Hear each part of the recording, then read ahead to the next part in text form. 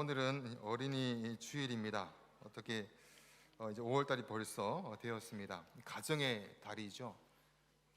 오늘은 어린이 주일, 다음 주는 어버이 주일 뭐 이렇게 됩니다.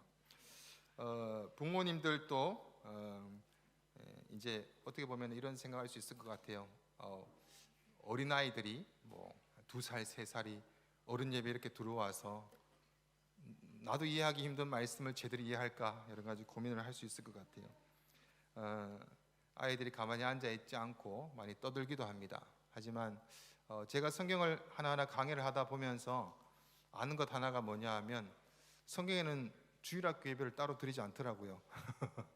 하나님의 말씀을 봉독할 때 아이부터 어른에 이르기까지 함께 일어서서 하나님의 말씀을 봉독하며 그 말씀을 받습니다.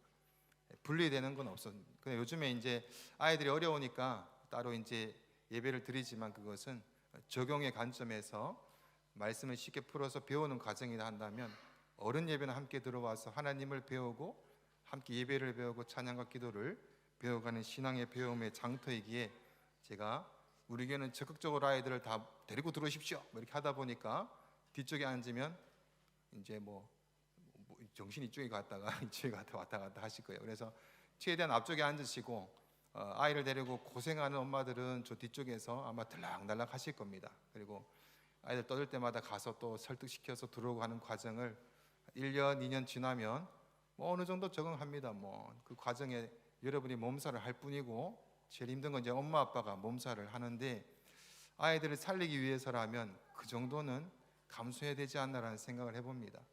그래서 아이들이 생각보다는 지금 많이 들어있어요, 예배당에. 그럼에도 불구하고 나름 조용합니다. 그래서 조금 방해가 된다 할지라도 더 집중하시면서 아이고 고생한다라는 마음으로 계속해서 기도해 주시면 감사하겠습니다. 오늘 말씀은 제가 매년 어린이 주일날 드리는 말씀입니다. 이 말씀은 계속해서 반복하는데 목사인 저도 볼 때마다 새롭습니다. 더군다나 다음 세대에 대한 부분은 저희 교회의 목표 중에서 또 하나이기도 합니다. 그래서 오늘 또 똑같은 말씀을 전하는데 꼭 기억하시고 하나님의 주의 몸된 교회를 세우셔서 가고자 하는 사명감에 잘 붙들려서 다음 세대에 대한 마음을 정확하게 주의 마음으로 품고 오늘 예배가 마쳐야 될 것입니다. 먼저는 우리 교회의 다음 세대가 누구일까라는 질문을 던져봅니다. 여러분 아십니까? 뭐 어린아이뿐만일까요? 성경에 또는 기준점으로 봤을 때는 청년부까지가 다음 세대다라고 합니다. 그래서 저희 교회는 다음 청년부에 있어서 젊은 부부까지 전부 다 이렇게 다 이제 남녀 성교를 다 올렸습니다. 청년은 정말 청년처럼 그렇게 이제 묶어서 주일학교로 다음 세대로 양육하고 길러내기 위함입니다. 어린이 주일학교 얼마나 이때까지 바뀌었나, 뭐 시간이나 인원이나 교사나 이런 부분들이 조금 알아야 여러분이 기도하겠죠. 잠시 소개하면 어린이 예배는 2시에 따로 예배가 있습니다. 제가 말씀을 증거하고 선생님으로는 김소진 집사님, 한보란 집사님, 정유진 사모님이 교사로 섬겨주세요. 이번 주 뭐 소풍을 가고 여러 가지 행사들이 있습니다. 그리고 연합회에 주일학교가 너무 적기 때문에 함께 모여서 아이들에게 좀 좋은 신앙의 교육을 해보자라고 해서 새 교회가 모여서 진행 중에 있습니다. 5월 27일에는 어린이 축제가 있고 8월 말쯤에는 개학하기 전에는 여름 성경학교를 한번 제대로 한번 해보자 아이들 위해서 그렇게 준비하고 있습니다. 저희 교회는 15명 어린이가 있습니다. 유아, 유치, 저학년, 고학년까지. 그리고 지금 아직 등록은 하지 않으셨는데 3명에서 4명의 아이들이 꾸준히 계속 함께해서 19명에서 20명의 아이들이 지금 함께 예배하고 있습니다. 교사도 중요하고 무엇보다 중요하지만 제일 중요한 것은 부모이기 때문에 부모 교육을 어떻게 해야 되는지에 대해서 이 교사들과 함께 고민하며 기도로 준비하고 있습니다. 어린이가 많다 보니까 선생님 3분으로는 거의 뭐 예배 끝나고 나서 분반 공부는 거의 뭐 선생님 정신이 다 나가요. 특히 저학년이 많아가지고 그래서 교사를 계속해서 모집 중에 있고 지금 부모님들이 함께 조금씩 도와서 진행 중에 있습니다. 중고등부 청소년이죠. 2시에 옆방에서 교제를 나누면서 진행 중입니다.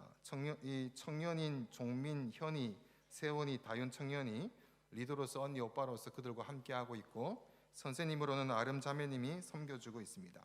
청소년 현재 9명이 있죠. 9명의 청소년이 저희 교회에 지금 있습니다.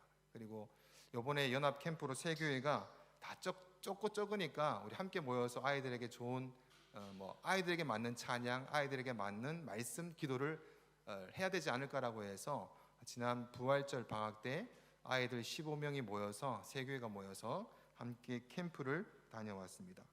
그리고 이것이 좋아서 이제 매달 한 번씩 새 교회가 연합을 해서 첫 번째 주 토요일 날 함께 그들에게 맞는 찬양과 말씀과 기도 모임을 어제 첫 번째로 시작을 하였습니다. 그리고 청년부는 세 구역으로 나눠져 있어요. 세 구역으로 나눠져 있고 그 구역 목장이죠. 목장장은 청년들이 스스로 뽑았습니다. 세 분이 현재 32명의 청년들과 함께 섬기고 있고 나눔을 하고 있습니다. 그래서 우리 교회 다음 세대라고 보내주신 이 다음 세대 인원은 총 60명입니다. 저희가 교회의 그 전체 인원은 121명입니다. 그러면 절반 정도가 다음 세대입니다. 제가 이 정리를 하면서 참 감사했어요. 하나님 보내주심에 얼마나 감사한가? 그와 함께 동일한 부담감을 느꼈습니다. 하나님 보내주셨을 때 잘 감당해야 되는데, 주의 말씀으로 잘 세워가야 되는데 라는 마음을 품었습니다. 다음 세대를 둔 가정은 당연하고 저희 교회의 모든 어르신들까지 모든 인원들은 우리의 생각과 기준과 가치가 아니라 하나님이 원하시는 대로 다음 세대를 세워가야 됩니다. 내 원하는 대로가 아니라 하나님이 원하시는 대로입니다. 성경으로 보면 자녀를 주실 때 하나님의 기업을 주신 것이지 우리에게 기업을 주신 것이 아닙니다. 우리의 기업을 주신 게 아니에요. 하나님의 것이고 하나님의 권속입니다. 나의 자녀가 아닙니다. 하나님이 맡겨주셨기 때문에 내 방법대로가 아니라 하나님의 방법대로 자녀를 양육해야 됩니다. 아직 우리 총각도 계시고 해서 자녀가 없는 분들도 있습니다. 또 결혼도 하지 않는 분들도 계신데 이 공동 육아를 교회는 지향합니다. 성경은 전체가 공동 육아입니다. 저 엄마는 오늘 아빠가 직장을 가서 혼자 둘 데리고 왔네. 지금 있어요. 둘 데리고 왔네. 그러면서 이거 힘들겠다. 이게 아니라 공동 육아. 한 명을 맡기면 그럼 내가 그 한 해를 돌봐주는 것이 교회의 공동 육아입니다. 성경에 이스라엘 백성들이 그렇게 지냈습니다. 예수님 당시에 공동 육아 생활을 했습니다. 오늘 본문에 보면은 자녀에 대해서 어떻게 해야 되는지에 대해서 신명기의 말씀을 봤어요. 신명기는 어디에 있나 하면 모세오경의 맨 마지막에 5번째에 있습니다. 모세오경이 무엇인지 아십니까? 토라라고 해서 유대인들이 성인이 되면 이 토라 모세오경을 통째로 외워야 됩니다. 그래야 성인이 될 수 있습니다. 성인식을 할 수가 있습니다. 유대인의 교육은 유명하죠, 그죠? 그 중심에 바로 모세오경이 들어 있습니다. 모세오경은 창세기, 출애굽기, 레위기, 민수기, 신명기에서 마지막에 있죠. 창세기, 이 모세오경의 첫 번째 창세기는 천지 만물을 시작하고 인간의 타락이 나타납니다. 그리고 인간의 타락에서 하나님의 구원이 계획되고 약속이 됩니다. 그리고 언약의 아브라함의 언약이 나오죠. 인간은 계속해서 죄악 가운데 거하게 되고 인간은 정확하게 우리의 죄악을 드러내 보여주는 것이 창세기입니다. 출애굽기는 하나님의 택한 민족 애굽에서 430년간 종살이를 하고 구원하고자 하는 하나님의 메시지가 들어 있습니다. 모세를 세우시죠. 구원하시죠. 홍해를 건너고 광야를 지나 약속의 땅 가나안 땅으로 들어갑니다. 홍해를 지나자마자 모세를 시내산에 불러서 율법을 주십니다. 십계명을 주시죠.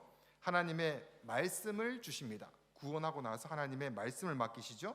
그 말씀을 붙들고 이들은 이제 택함 받은 백성으로 어떻게 살아가야 되는지, 구원이 중요하지만 구원보다 더 중요한 것이 있다면 구원받은 자가 어떻게 살아가야 되는지가 중요한 거예요. 그래 구원의 이유가 있는 거예요. 우리가 잠시 착각하는 것은 구원 얻었으면 됐어, 천국 가니까 됐어. 아닙니다.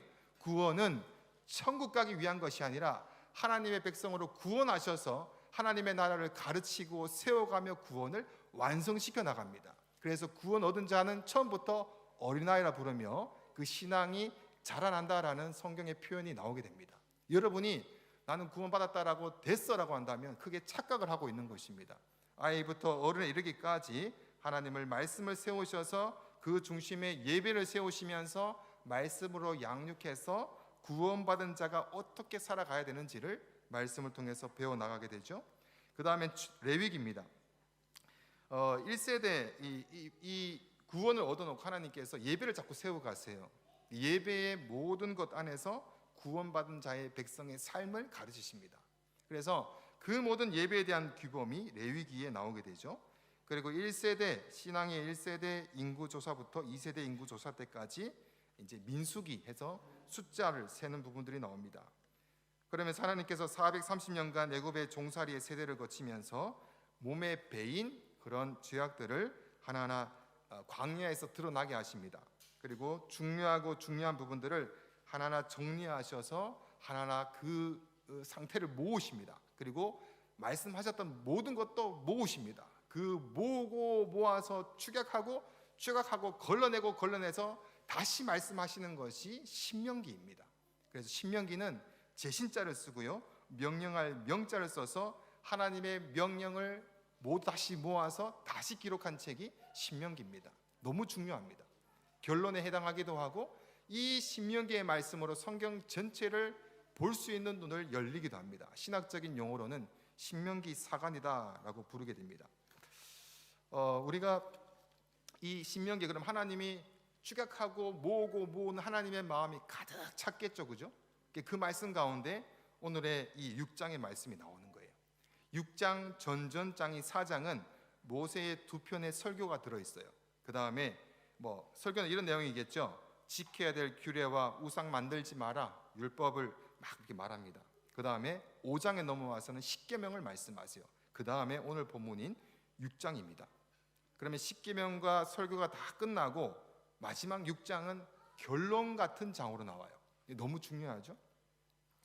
6장 1절부터 오늘 말씀인데, 말씀을 이제 하나하나 보면서 우리가 다음 세대에 대해서 어떤 마음으로 교회가 힘써야 되는지에 대해서 또 우리 부모님도 동일하게 주의 말씀 앞에 서봅니다. 1절부터 우리 3절까지 제가 한 절 여러분이 한 절 교독할까요?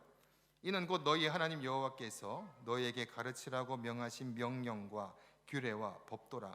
너희가 건너가서 차지할 땅에서 행할 것이니. 2절 시작.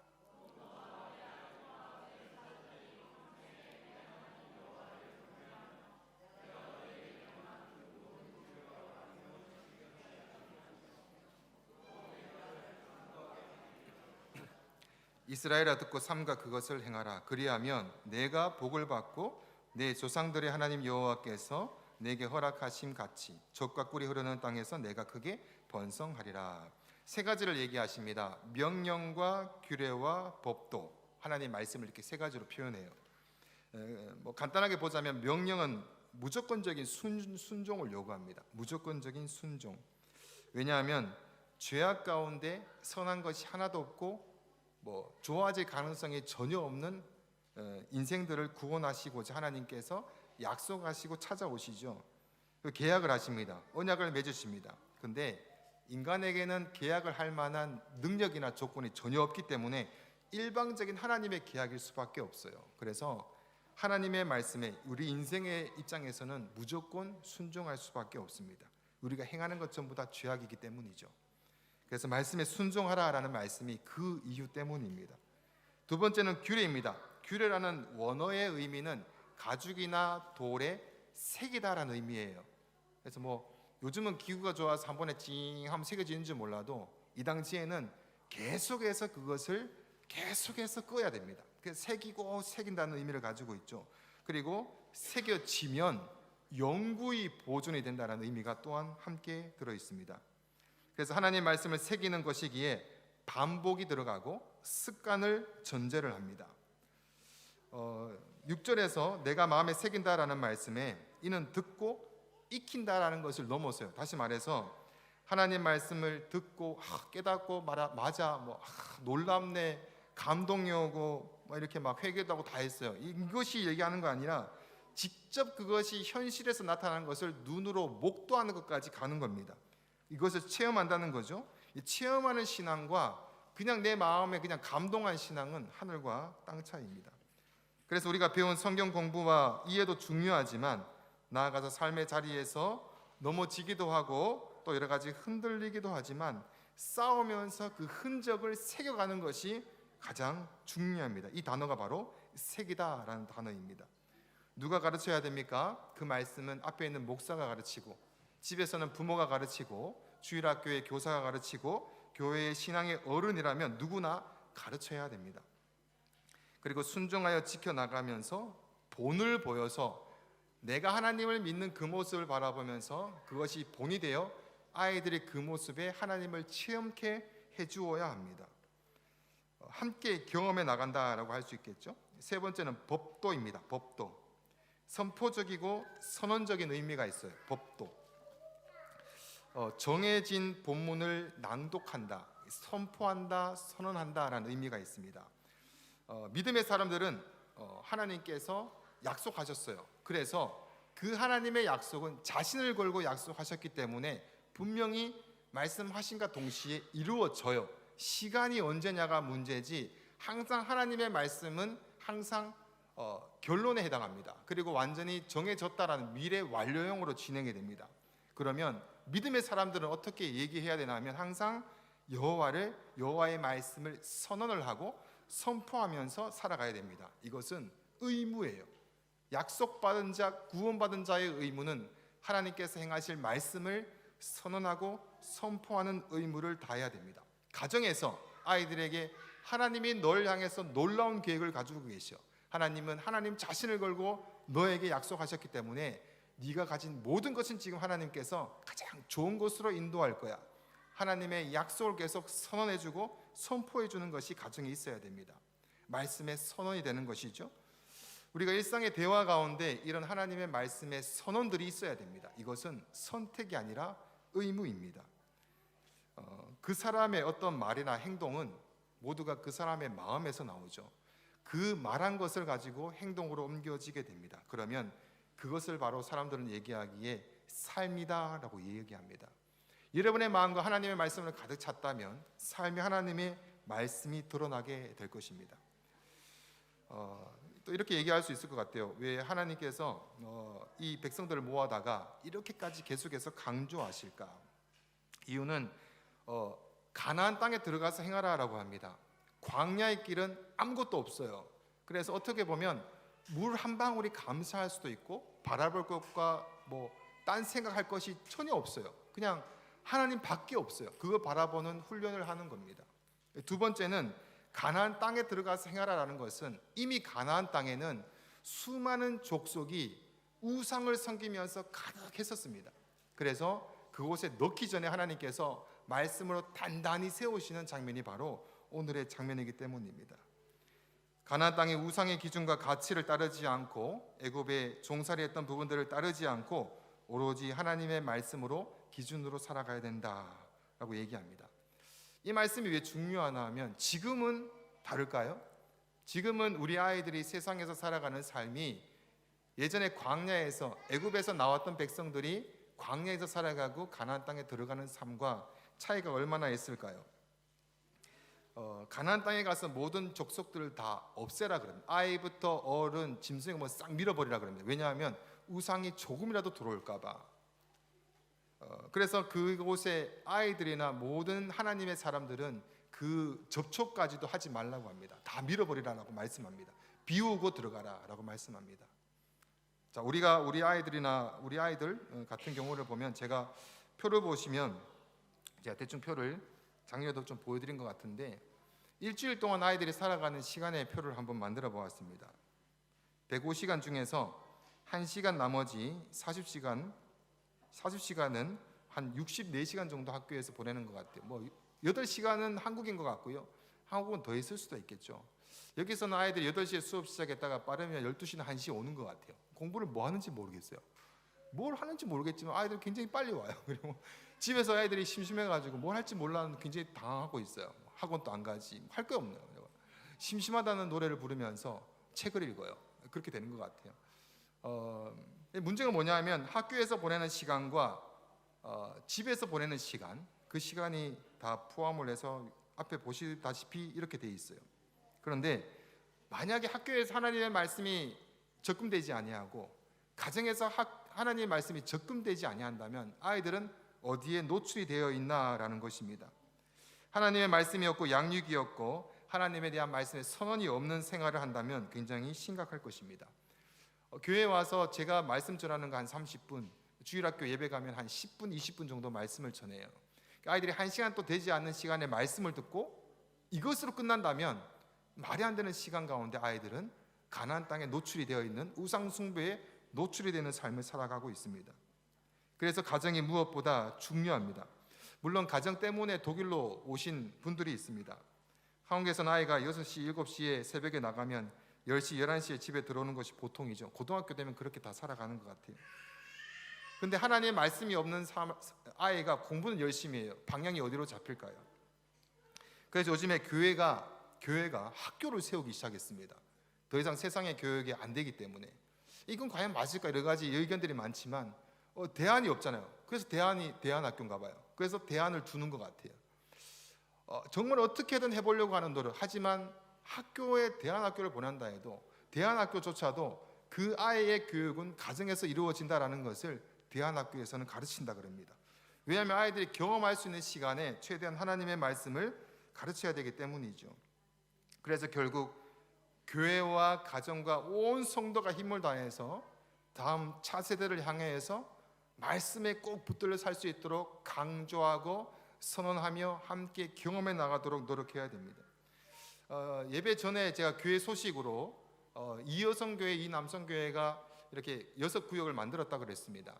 그리고 아이들이 다 와서 예배를 같이 드리게끔 준비를 하고 있습니다. 왜냐하면 아이들이 가정에서 예배를 배우게끔 월요일부터 토요일까지 예배를 드린 적이 없고 기도한 적이 없고 찬양한 적이 없고 말씀을 들은 적이 없는 아이가 교회에 와서 1시간을 이 예배당 가운데 1시간 반을 앉아 있는 것은 고통입니다.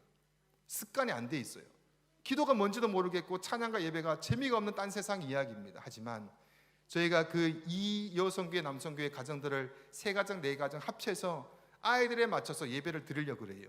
아이들에게 설교하고 아이들에 맞춰서 감사 제목을 나누면서 그 안에서 아이들이 예배가 재밌네, 예배가 내가 드릴 수 있구나라는 것을 2살, 3살 때부터 가르치려고 합니다. 가정이 살아야 되기 때문이고 가정의 예배가 살아야 되고 가정의 작은 교회가 살아나야 되기 때문에 그런 제도로 지금 준비하고 있습니다. 근데 이것뿐만 아니라 그 가정에서 이제 2주나 3주에 한 달에 한 번 드리는 그런 목장 예배가 전부가 아니지 않습니까? 하는 이유는 결국적으로 엄마 아빠의 삶 가운데 아이와 함께 지내면서 하나님의 그 말씀이 드러나야 된다라는 결론에 해당하죠.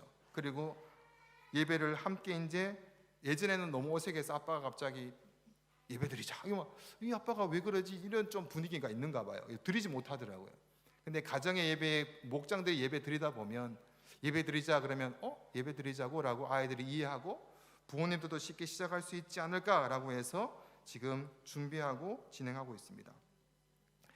오늘 본문에 보면은 4절과 이제 5절 말씀을 보면서 제가 한 절 여러분이 한 절, 이스라엘아 들으라 우리 하나님 여호와는 오직 유일한 여호와이시니. 5절 시작.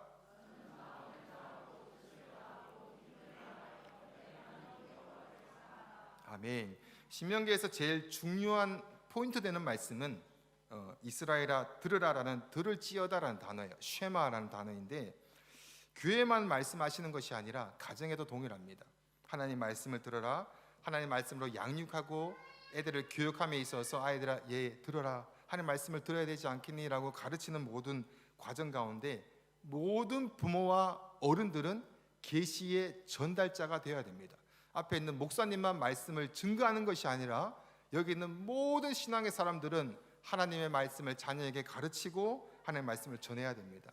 제가 어떻게 그렇게 해요? 라고 할 수 있지만 그렇게 해야 되는 게 정상적인 삶입니다.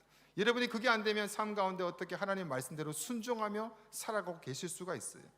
당연히 모든 동의와 함께 하나님을 나누고 하나님의 말씀을 선언하고 계셔야 됩니다. 그래서 여러분은 모두가 계시의 전달자의 사명을 가지고 있습니다. 이 계시의 전달자의 사명이 흐려지거나 잘못되었을 때는 성경에서 어떤 일이 벌어졌나 하면 사사기 같은 암흑시대가 벌어지게 됩니다. 결국 그 성경에 보면은 다음 세대라고 칭하지 않고 다른 세대라고 칭하는 장면이 나와요. 다른 세대, 하나님을 모르는 세대. 요수아가 광야에서 경험했던 하나님을 모든 세대가 다 봤어요. 그 세대를 보고 있었던 그 엄마 아빠 장로 세대도 다 하나님의 하신 역사를 다 봤어요. 문제는 이 계시의 전달자로서 자녀들에게 그걸 안 가르쳤어요. 그랬더니 어떤 일이 벌어지나 하면 여호수아도 죽고 장로들 다 죽어 나가니까 그 아이들만 남았을 때 하나님 말씀이 뚝 끊어져서 하나님을 예배하는데 하나님을 경험하지 않은 세대, 그 세대를 다른 세대라고 성경은 얘기합니다. 우리 자녀들에게는 어떤 믿음의 추억이 심어지고 있을까를 생각해 보셨습니까? 어린아이부터 시작해서 1살부터 시작해서 우리 청년에 이르기까지 우리 교회 공동체를 통해서 가정을 통해서 어떤 신앙의 추억과 경험들이 쌓이고 있을까? 여기에 우리가 예민해야 됩니다. 그래서 아이를 불러다가 함께 기도해야 되는 것이고, 야 너희들 모르니까 절로 가가 아니라 아빠가 지금 여기서 기도를 왜 하나 하면 하나님 여기서 지금 역사해 줘야 된다고. 아빠가 지금 못하는데 하나님은 하실 수 있는 거 아니겠냐. 아이가 아플 때 병원 가자 하기보다는 잠깐 기도할까? 하나님 만져주는지 한번 볼까? 라고 해서 기도하고 시작하는 아빠의 기도. 모든 것이 하나님의 경험 가운데서 아이들이 하나님을 경험해 나갈 때 다른 세대가 아니라 다음 세대가 나온다라는 것입니다. 이렇게 암흑시대 가운데 성경에서 사무엘 같이 하나님의 말씀을 딱 붙들린 자가 나타났을 때 브엘세바에서 단까지 하나님의 말씀이 드러나지 않던 시대에 이 한 사람을 들어서 하나님은 시대를 흔들어 버립니다. 몰락해 가던 이스라엘에 다시 일어나게 됩니다. 결국 말씀으로 양육하고 교육하는 교회, 가정이 돼야 됩니다. 여러분의 여러 가지 세상적인 걱정과 환경과 여러 가지 어려움이 있을 수도 있어요.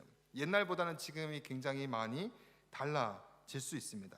하지만 우리가 다음 세대를 일으켜서 여러 가지 교회로 아이들이 성숙하게 하는 것은 어른들이, 부모들이 그 환경을 세상의 환경으로 내버려 두지 아니하고 가정 안에서라도 교회 안에서라도 그 환경을 만들어줘야 되는 책임이 있습니다. 그래서 모든 모임들마다 시작할 때 기도하고 밥 먹고 기도하고 감사하고 마무리가 돼야 됩니다. 가끔씩 이제 신앙이 좀 약한 우리 가정들이 있어요. 그리고 신앙이 없는 부모님들과 같이 이렇게 지내면 식사기도 한번 하기도 조금 힘든 경우들이 있어요. 근데 그런 아이들이 저희 집에 초대해서 밥을 같이 먹으면 저희는 날마다 우리 얘기하고 먹으니까 할 때마다 굉장히 어색하게 이렇게 봐요. 아이들이 이게 밥 먹는데 감사의 기도가 어색하다면 그의 삶이 얼마나 어색할까. 하나님 앞에서 굉장히 예민하게 어른들이 반응해 줘야 됩니다. 매 순간 한 번마다 그 감사가 끊어지지 않도록, 하나님에 대한 인정이 끊어지지 않도록 믿음의 추억을 하나하나 세워가면서 부모가 먼저 앞장서서 우선순위까지도 이렇게 세워 갖춰야 되지 않겠습니까? 부모의 신앙적인 말투와 생각, 방식들, 습관을 따라서 그대로 아이들이 합니다. 저희 집은 집사람이 하는 모든 행동들은 안나가 하고 아빠인 제가 하는 행동은 유나가 합니다. 그래서 깜짝 놀라요. 제가 뭐 하는 짓이지? 그런데 나의 행동을 그대로 하고 있는 거예요. 내가 모르고 했던 행동을 그대로 답습을 하는 것을 봅니다. 너무 제가 싫더라고요. 애가 싫은 게 아니라 제가 제 자신이 싫더라고요. 그래서 그것을 집사람하고 얘기하면서 그만하자. 이건 안 해야 되겠다. 저도 모르게 나오는 습관들이 있고 안 좋은 것들이 있지 않습니까? 근데 아이들은 그대로 따라하더라고요.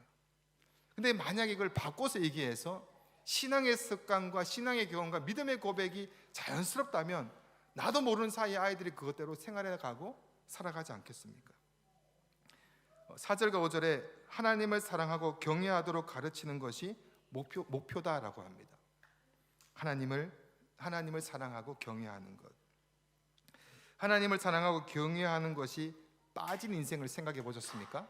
하나님을 경외하고 사랑하지 않는 지식과 물질과 사회와 다른 것이 목적을 이끄는 삶이 된다면 그것은 결론이 어디로 가나 하면 사망으로 가는 길입니다. 중간 길이 없어요. 생명이냐 죽음이냐를 우리는 가고 있습니다. 성경을 보아서 잘 알고 있지 않습니까? 다른 이들은 밝고 망하는 길, 절망의 길로 가고 있습니다. 그럼에도 불구하고 그것이 맞다라고 얘기하는데 신앙의 부모님들과 신앙의 선배들이 그것도 헷갈려가지고 왔다 갔다 한다면 다음 세대가 아니라 다른 세대가 나타나면서 자동적으로 아이들은 포악해지고 잔인하게 될 것입니다. 이거 어떻게 아냐고요? 지금이 그렇잖아요. 시대가 아무리 발전하고 발전하는데도 불구하고 인간의 죄악과 포악성이 없어졌나요? 아니요. 법을 아무리 만들고 뭐 어떻게 해도 인간의 포악성은 항상 그것을 뛰어넘어서 나타나게 됩니다. 이것은 세상이 악하기 때문에 그렇습니다. 세상 권세를 잡은 사단이 그렇게 끌고 가고 있기 때문입니다. 그래서 우리 교회는 아이들이 하나님을 사랑하고 경외하도록 가르쳐야 됩니다. 가정도 그렇게 가르쳐야 됩니다. 어떻게 해야 될까요? 라고 질문한다면 6절부터 말씀을 봅니다. 오늘 내가 내게 명하는 이 말씀을 너는 마음에 새기고, 6절 말씀 시작.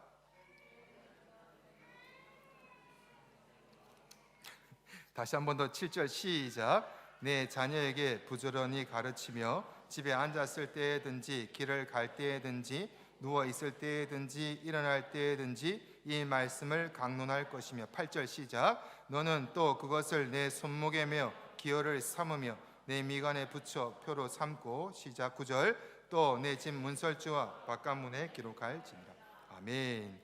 6절부터 9절에는 이제 여호와를 이제 고백하라라는 얘기인데, 그 방법이 쭉쭉 나와요. 어떻게 하라라는 거에 대해서 방법이 다 나오죠. 개인적인 고백을 말하는 것이 아니라 모든 부모들은 하나님이 주신 진리를 가르쳐서 자녀들과 자손들에게 이 규례와 명령을 배우고 지키게 하랍니다. 부모는 자녀들의 마음에 이 말씀을 부지런히 가르쳐서 그것을 가정마다 날마다 자연스럽게 주고받는 대화처럼 만들어라. 영적인 방치를 하지 말라. 가정의 관심이 세상적인 것에 빠지지 말고 주님의 인도와 도우심을 구하는 기도에 늘 가족이 관심을 주도록 해라. 공동체 가운데서 하나님과 하나님 말씀에 대해서 사랑을 느낄 수가 있어야 됩니다. 우리 교회의 공동체에 하나님의 사랑을 모두가 느낄 수 있는 교회 공동체입니까? 아니면 뭐 교회도 저러는데 뭐 나도 친구 미워해도 괜찮아, 이런 공동체는 아닙니까? 손에 붙이라는 명령은 좀 더 개인적인 부분의 말씀을 따르랍니다. 손에 붙이는 것, 이마에 붙인다는 것은 내가 볼 수가 없죠. 이마에 붙이는 것은 다른 이가 나를 볼 때 보이는 곳입니다. 문설주와 문에 진리를 붙여두면 이웃이 바로 이 가정에 하나님의 말씀이 있구나를 보게 됩니다. 가정과 그리고 밖에서나 교회나 사회가 하나님의 말씀을 볼 수 있도록 하라라고 말씀하고 있습니다. 마지막으로 이제 실제적인 부분을 좀 나누고 말씀을 마칠까 합니다. 예수님도 그렇고 사무엘도 그렇고 어렸을 때 교회에서 많이 자랐습니다. 늘 교회에 있었어요. 물론 사무엘은 성전에 있는 그 제사장이죠. 하나님의 제사장이 조금 상태가 별로였어요. 엘리 제사장인데. 하지만 그래도 늘 성전에 있었어요. 그래서 성전에서 하나님이 사무엘아 사무엘아 부르니까 엘리 제사장한테 와가지고 저 불렀습니까? 라고 얘기를 해요. 성전에 있었기 때문에 하나님의 음성을 들을 수가 있었기 때문입니다.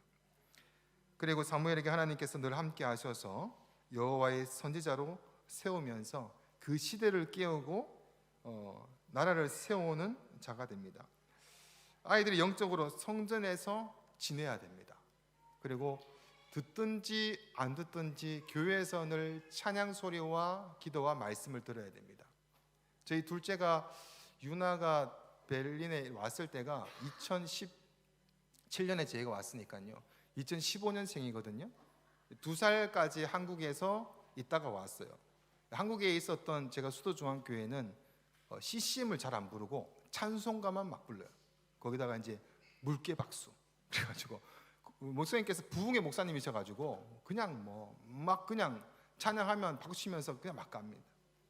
근데 그때 찬양 불렀던 것이 우리 교회는 부르지 않아요, 찬송가를. 그런데 쟤는 기억을 해요.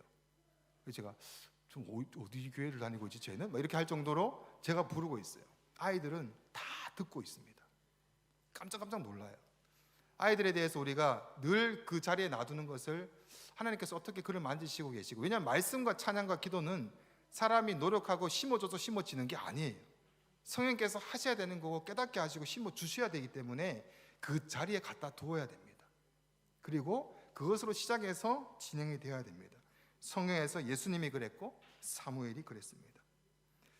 그래서 우리가 비록 예배가 조금 아이들이 막 하고 통통통통 걸어가고 막 이렇게 해도 기다려주고 하나님이 만지시기를 함께 기도해 줘야 되는 게 교회의 사명입니다.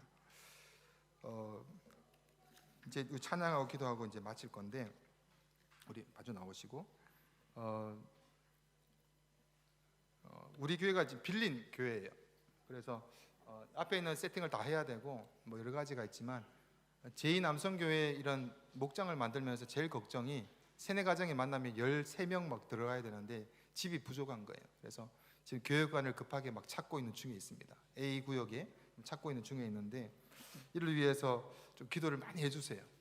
왜냐하면 절실함이 있나? 그리고 이 절실한 가운데 하루속히 이 아이들이 금방 클 텐데 지금 빨리 환경을 만들어줘야 되지 않을까라는 것에 함께 해주시기를 바랍니다. 실제적인 것을 얘기하는 거예요. 그러니까 말로만 다음 세대 하나님 다음 세대 세워주시옵소서 이렇게 하지 말고 실제적인 우리가 옮기면서 아이를 바라보면서 기도하고 움직였으면 좋겠어요. 더 이상 그 한 가정에서 하고 싶어도 못하고 있는 가정 예배 어색해서 해본 적이 없으니까 그럼 교회가 도와줘야 되지 않겠습니까? 함께 기도하고 옆에서 힘을 써주고 장소와 환경을 함께 만들어줬으면 좋겠습니다. 그리고 앞으로 이 독일 땅에서 정말 다음 세대를 위한 말씀, 성경을 잘 가르치는 기관이 든든하게 자리 잡을 수 있도록 했으면 좋겠어요. 청소년이 캠프를 갔는데 아이들이 말씀을 듣는데 눈이 반짝반짝 이렇게 하더라고요. 찬양을 하는데 아이들에 맞춰서 예배를 드리고 찬양을 하니까 청소년 아이들이 말씀을 들으면서 그 말씀이 새겨져서 그것을 계속 입으로 토해내더라고요.